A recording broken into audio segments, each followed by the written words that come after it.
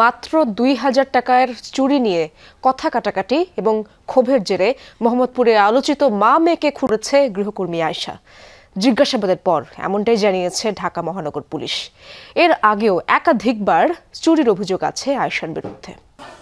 রাজধানীর মোহাম্মদপুরে নৃশংসভাবে মা ও মেয়েকে হত্যার ঘটনায় ঝালকাঠির নলছিটি থেকে গ্রেপ্তার করা হয়েছে গৃহকর্মী আয়েশা ও তার স্বামী রাব্বিকে।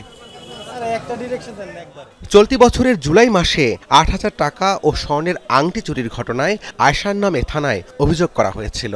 সেই চুরির ঘটনায় পাওয়া একটি নাম্বারের সূত্র ধরে সাভার, বরিশাল ও সবশেষ ঝালকাঠিতে অভিযান চালিয়ে গ্রেপ্তার করা হয় আয়েশা ও তার স্বামীকে। তার গলায় যে পোড়া দাগ এবং জেনেভা ক্যাম্প এলাকায় থাকে আয়েশা নামের এক গৃহকর্মীর খোঁজ পাওয়া যায়। পুলিশ বলছে হত্যার আগের দিন আয়েশা ওই বাসা থেকে ২,০০০ টাকা চুরি করে। বিষয়টি নিয়ে বাকবিতণ্ডা হয় নিহত লায়লা আফরোজের সাথে। পরে তাকে পুলিশে দিতে চাইলে হত্যা সংঘটিত করে আয়েশা। চতুর্থ দিন কাজে আসার সময় আয়েশা বাসা থেকে একটি সুইচ গিয়ার চাকু নিয়ে আসে।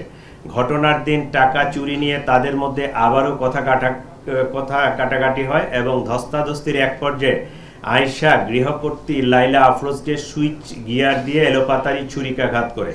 এ সময় তাদের মেয়ে নাফিসা তার মাকে বাঁচাতে এগিয়ে এলে তাকেও ছুরিকাঘাত করা হয়। খুনের পর ল্যাপটপ ও মূল্যবান সামগ্রী লুট করে স্কুল ড্রেস পরে পালিয়ে যায় আয়েশা। নিজের বোনের বাসা থেকেও ২ লাখ টাকা চুরির অভিযোগ আছে তার বিরুদ্ধে। সে হ্যাবিচুয়ালি এই কাজেই করে। এর আগেও সে, আমি যেটা বক্তব্যে বলছি, যে জুলাই ২৫-এ আরেক বাসা থেকে ৮,০০০ টাকা চুরি করছিল, ওইটা নিয়েও সে এর আগে ধরা পড়ছে, তারপর জিডি হয়েছে। ওইটাই কিন্তু এই মামলাটা ডিটেক্ট করার জন্য আমাদের ক্লু হিসাবে কাজ করছে। গত সোমবার দুপুরের দিকে মোহাম্মদপুরে একটি বাসা থেকে মা ও মেয়ের রক্তাক্ত মরদেহ উদ্ধার করে পুলিশ।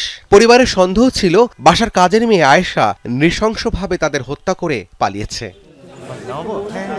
রাব্বি সিদ্দিকী, যমুনা নিউজ, ঢাকা।